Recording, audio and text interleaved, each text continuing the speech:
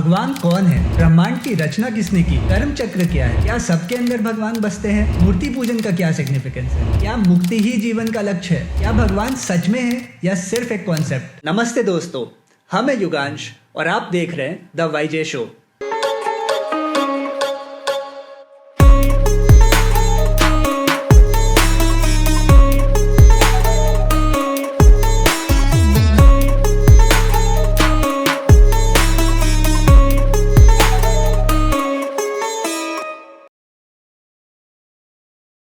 Generally बचपन में तो हम सब भगवान पे विश्वास करते हैं क्योंकि घर में सब पूजा पाठ करते हैं, पर बड़े होते होते we lose this connection as we don't have any concrete concept of God.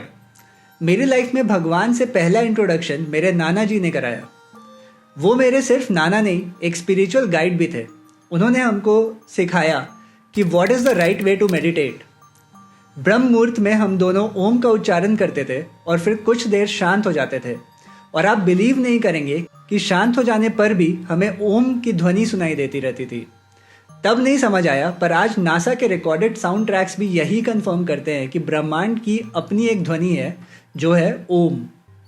फिर 2007 में नाना जी चले गए और साथ ही मेरा स्पिरिचुअल जर्नी भी रुक गया। फिर इंजीनियरिंग हुई, बैंगलोर में मस्त लाइफ थी, सॉफ्टवेयर डेवलपर जॉब, और स्पिरिचुअलिटी का सिर्फ इतना ही कनेक्शन रहा कि घर पे सब पूजा पाठ करते थे तो हम भी हाथ जोड़ लेते थे, बस उतना ही। पर क्वेश्चंस बहुत थे। प्रसाद क्यों चढ़ाते हैं? पंडित जी जो पूजा करते हैं उसका मतलब क्या होता है? मंत्र का क्या मतलब है? मूर्ति पूजन का क्या लॉजिक है? ये सब सवाल उठाते तो थे पर कभी जवाब ढूंढने में इंटरेस्ट नहीं था, बस सवाल उठाना था।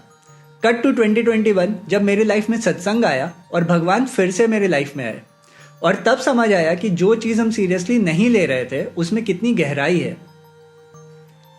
Faith means believing in something you can't know for sure is real. अगर ग्रेविटी थोड़ी सी भी ज्यादा पावरफुल होती तो अर्थ कोलैप्स होकर एक बॉल बन जाती, और अगर थोड़ी सी भी कम होती तो पूरा यूनिवर्स बिखर जाता। ना एटमॉस्फेयर होता, ना स्टार्स होते और ना प्लैनेट्स होते।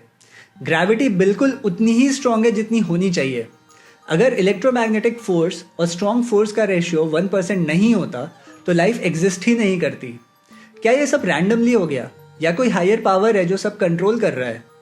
आप चाहे भगवान पे विश्वास करें या ना करें, but the precision of the universe makes it logical to conclude that there is a creator or a higher being.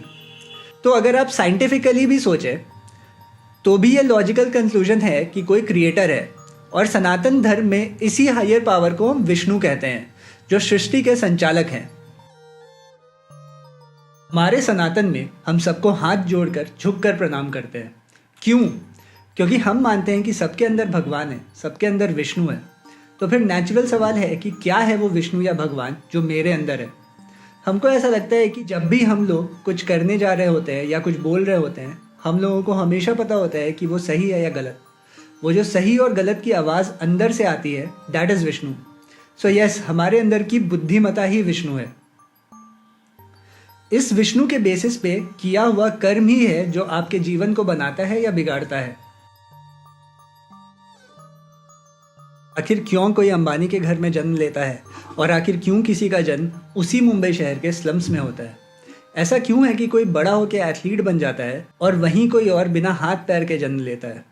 आखिर कैसे एक बिना हाथ और पैर के आदमी पैरालंपिक्स में जाके अपने देश के लिए स्विमिंग में गोल्ड मेडल जीत के ले आता है, और वहीं दूसरी ओर ऐसे भी लोग हैं जो कि एक अमीर पढ़े लिखे घर में जन्म लेने के बाद भी जघन्य अपराध में पकड़े जाते हैं? ये सब हमारे ही कर्मों का फल होता है, कुछ इस जन्म के तो कुछ पिछले जन्म के, जिसको प्रारब्ध कहते हैं। हर कर्म का फल मिलता है, चाहे अच्छा या बुरा, वरना अगर किसी कर्म का कोई रिपरकर्शन नहीं होता तो हमारे मॉरल्स का कोई बेसिस ही नहीं होगा। This is the basis of कर्म चक्र। विष्णु भगवान को भी राम जी के रूप में किए हुए कर्म का फल कृष्ण जी के रूप में भोगना पड़ा। सतयुग में राम जी के अवतार में भगवान को बाली को छल से पीठ पे प्रहार करके मारना पड़ा, क्योंकि बाली को वरदान था कि जो भी उसके सामने आएगा उसकी आधी ताकत बाली में चली जाएगी। लेकिन इस कर्म का फल भगवान को कृष्ण के रूप में भुगतना पड़ा जब एक शिकारी ने पेड़ पर सो रहे भगवान के लाल पांव को चिड़िया समझ के तीर चलाया और उनकी मृत्यु हो गई। खुद विष्णु इस कर्म के चक्र से नहीं बच पाए तो आप और हम कौन हैं? दुनिया कर्म प्रधान है। अब प्रारब्ध पे तो हमारा कोई कंट्रोल नहीं, क्या पता किस कर्म का फल कब मिल जाए, पर जन्म होने के बाद हम लोग जो कर्म करते हैं वो पूरा हमारे ऊपर है। इसलिए इस बात से दुखी नहीं होना चाहिए कि मेरा तो प्रारब्ध ही खराब है, तो अब हम कुछ अच्छा कर ही नहीं सकते। हमारा धर्म है इस जीवन में सिर्फ अच्छा कर्म करना, और वो अच्छा कर्म संचित होते जाता है और उसका फल मिलते जाता है। बस अपना सारा काम भगवान को सौंप दीजिए और सिर्फ कर्म और धर्म पे फोकस कीजिए। एक बहुत कॉमन सवाल है, अगर भगवान सब जगह हैं तो मूर्ति की क्या ज़रूरत है। एक कहानी सुनाते हैं। एक बार एक गुरुजी अपने शिष्य के साथ बैठे थे। चर्चा हो रही थी कि मूर्ति पूजन क्यों करना चाहिए। इतने में शिष्य को प्यास लगी। उसने गुरुजी से पानी मांगा। गुरुजी बोले कि जहाँ तुम बैठे हो वहाँ से ज़मीन खोदना स्टार्ट करो, 100-200 फीट पे पानी मिल जाएगा। शिष्य चकित हो गया, बोला कि ये क्या बात हुई गुरुजी। गुरुजी बोले कि ठीक है, यहाँ से 100-200 किलोमीटर दूर एक नदी बहती है, वहाँ जाके पानी पी लो। शिष्य व्याकुल होने लगा कि प्यास अभी लगी है, 200 किलोमीटर चल नहीं पाएंगे। गुरुजी बोले कि ठीक है, तो फिर जब बारिश होगी 1-2 महीने बाद तब पानी पी लेना। शिष्य बोला कि प्यासा मैं अभी हूँ, आप बोल रहे हैं 2 महीने बाद पानी पीने। तब गुरुजी ने अपना कमंडल निकाल के शिष्य को दिया और बोले कि ये लो, अपनी प्यास बुझाओ।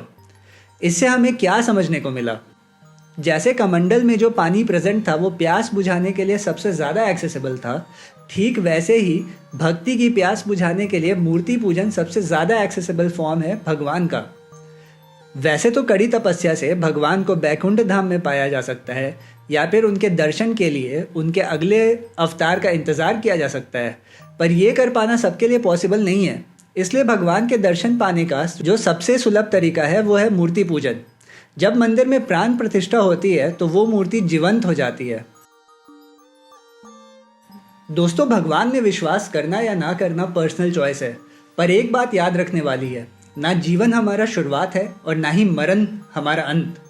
बस अपने कर्म पे फोकस करें और सबके साथ आगे बढ़ते रहें। अगर ये वीडियो पसंद आया तो लाइक करना मत भूलना और कमेंट करके बताना कि आपका भगवान के साथ क्या कनेक्शन है।